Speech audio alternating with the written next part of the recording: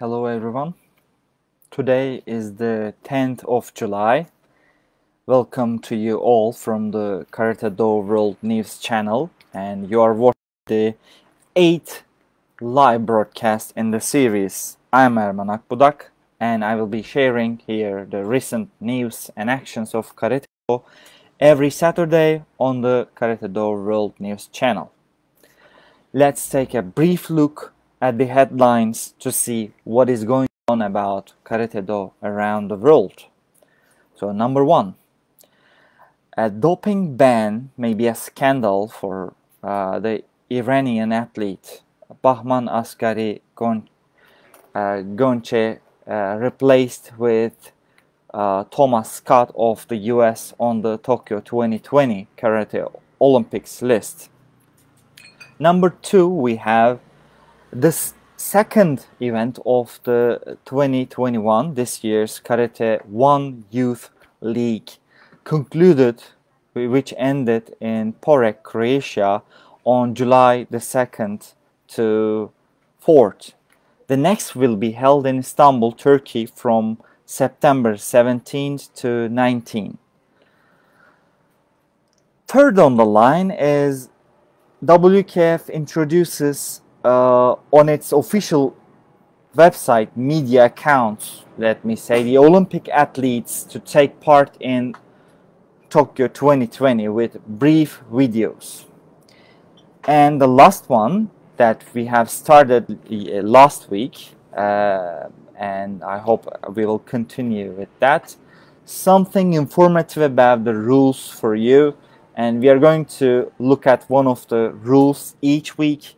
I mean the competition rules from the WKF's competition rules book, and today's topic will be Zanshin and Mubobi in kumite competitions. So here are the details. The first title, as we said, the Iranian world champion will miss karate's Olympic debut after a doping ban. Instead, Thomas Scott of the USA will represent his country at this summer's Olympic Games Tokyo 2020.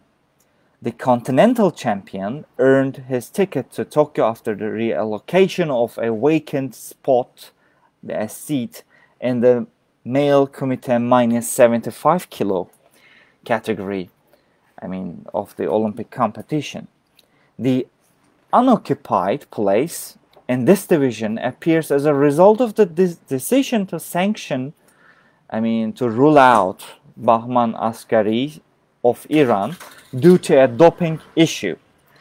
Following Bahman Asghari's violation of use of a prohibited substance, I should say, the Iranian competitor is suspended from all international competitions for a 12-month, 1 year's period. And so his place at the Olympic Games is retrieved. As it is stated in the Olympic qualification process, the vacant spot, the seat, is allocated to the highest ranked athlete on the Olympic standing who hasn't yet been qualified for the Games. So as a result, Thomas Scott of the US received the right to represent his team at the Olympic Games Tokyo 2020 in the category of male kumite minus 75 kilogram. That 31-year-old Thomas Scott is a 5-time continental champion and 2-time Pan-American Games title holder. He takes 6th place at karate's Olympic standing and WKF world ranking. So, if he weren't in the 6th, from Turkish Karate Federation, we had Erman Altemur, who was about to be chosen instead of him, but he, as he is in the 6th place, we can see that he will go to Tokyo. The Texas native joins Ariel Torres, Sakura Kokumai, and Brian Err are the names of the other team members of the USA at the games.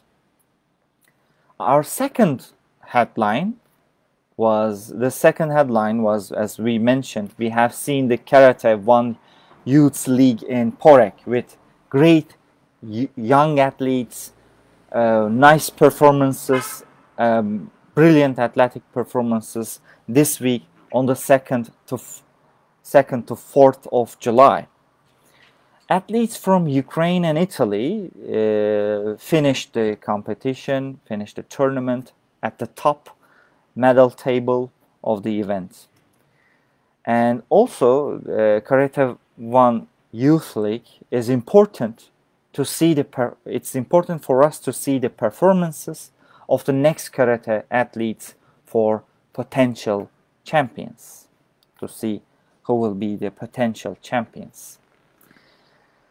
Also, the Youth League is held 4 times in 4 different cities every year, and all 4 yearly meetups welcome nearly 3,500 karateka globally. And the next Karate 1 Youth League will be hosted at World of Wonders Hotels, Ataköy in Istanbul, Turkey, next September between the dates the 17th to 19th. The third headline on the agenda for this week is the 30 to 60 seconds video introductions, let me say, by the Karate Olympians on all official social media accounts of WKF. You can watch all the athletes and their Tokyo dreams, success stories behind the curtains, and the expectations of their performances in the Olympic Games, as well as future prospections. I mean, what will happen to the Olympic karate. And also it is announced that more and more videos of the qualified athletes will be published in the shortest time.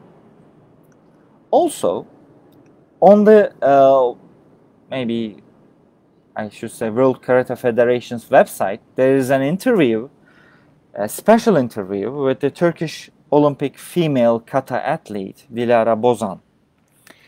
She explains the reason in her interview why she took up karate at an early age as against bullying in school time, paying tribute to and showing gratitude towards all her coaches on her way to the qualification achievement, and her special thanks to Lütfi Yıldız, some other trainers like Kübra Sofoğlu and Mehmet Güngel. It feels special for the Turkish karate members. I mean, that interview is important for the members of Turkish karate to see a Turkish athlete's personal struggle at such an interview on the official website. You can read all her details and other videos by the 82 athletes who will compete in the Tokyo Games after only 25 days. Yeah, 25 days are left to see the first debut, the first appearance of karate in the Olympics. And the last topic will be one rule, as we started last week, for this part, which is brand new, as I said.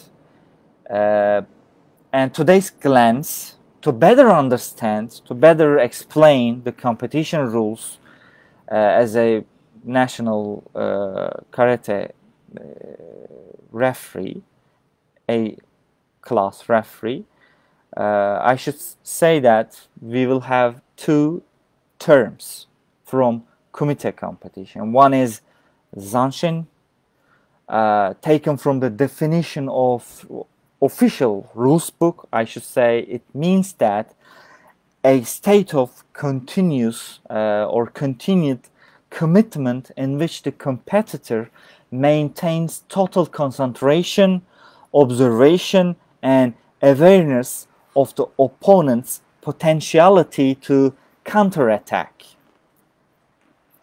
So the committee athlete doesn't turn his or her face away during delivery of the technique. I mean, while let's say making a Chudanzuki attack, he or she holds his or her concentration and observation and technical awareness during that continuum, during the delivery of that technique, whatever that technique is, and remains facing the opponents after the technique, before the technique, during the technique, and after the technique, which we call a continuum. So it is a criterion most often missed when a score is assessed among the other criteria for scoring. So we should call them, it's one of the criteria for scoring.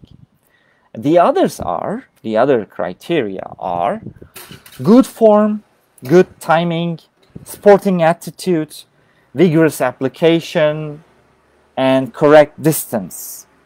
So zanshin can be called maybe an awareness as well among these 6 criteria for scoring a kumite technique.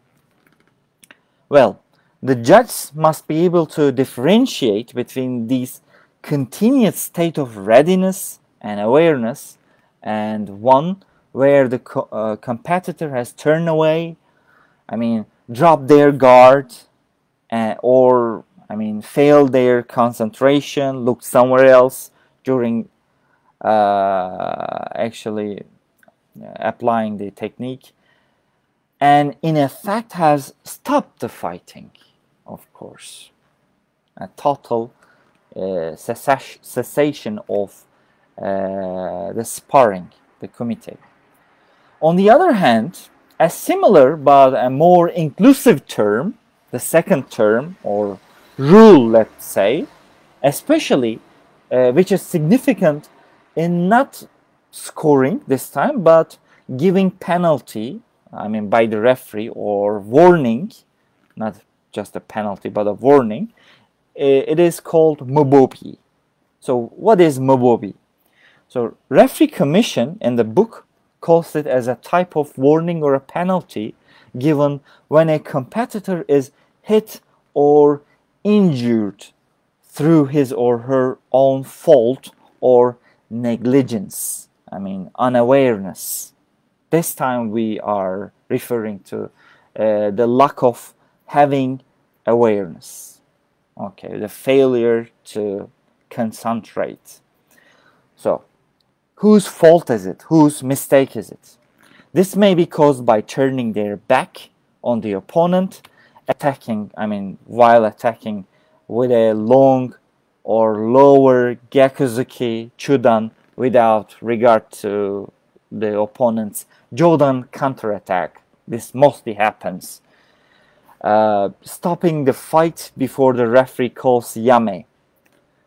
So, I mean, before calling for yame, if one side dropping their guard or concentration and repeated failure or refusal to block the opponent's attacks, or not so well done, I mean some taisabaki movements not properly done, so that creates mubobi, the situation of mubobi. If one side receives a harsh contact, a very hard contact, and or suffer from an injury, sustains an injury, the referee will, I mean, give a category 2 warning or a penalty, or reject to, or decline, as it's written in the book, reject to give a warning or penalty to the opponent who initiates the target, who hits the target. So it's not the fault, it's not the mistake of the attacker, the attacking side. So a competitor is hit through their own fault and exaggerates sometimes the effect in order to mislead the judges may, of course, receive a warning or penalty for mubobi, as well as an additional, an extra penalty for the exaggeration. Because the two offenses to, problematic behaviors have been committed. That means that additional extra penalty can be, for the exaggeration, can also be given. It should be notified that, it should be underlined that there are no circumstances in which a technique that has made excessive contact can be given a score. It doesn't mean a score. So a referee is, of course, responsible for deciding on whether it is the offender's or defender's fault or mistake for a possible injury. So, well, in the traditional sense, in the traditional Budokan fight, let's say a GU committee in the GU committee, it's viewed as a chance for the karatekas, the students, to exchange techniques, to learn from each other. So that's why, beyond the physical demands of kumite, what I call them the physical demands, we can say the agility or the technique, it's an important way to test the degree of mental control. Here the mental control is important, and discipline that the student has achieved, the competitor has achieved. You can see that the vital issue in a kumite fight, be it in the athletic form or the traditional or seido type, is to have full concentration to control and defend yourself as well as your opponent's well-being, health condition. It's a continuous transfer or connection of mental as much as physical techniques, just like in all Budo styles and sense, in the Budo philosophy. So the principles and values of karate, such as caring for your and your opponent's health and body, concentration, awareness, most importantly, respect, and courtesy, are completely transferable and universally applicable to our daily affairs if you are aiming to be a proper karateka. Well, that's all for this week. I hope you enjoyed my conversation here, a bit about more technical issues on Karate-do with you. I will be pleased to read your comments if you have. Let's meet in another KWN videos, interviews with athletes, coaches, and arbitration in the weeks to come, hopefully. Stay tuned with Karate-do World News. Os.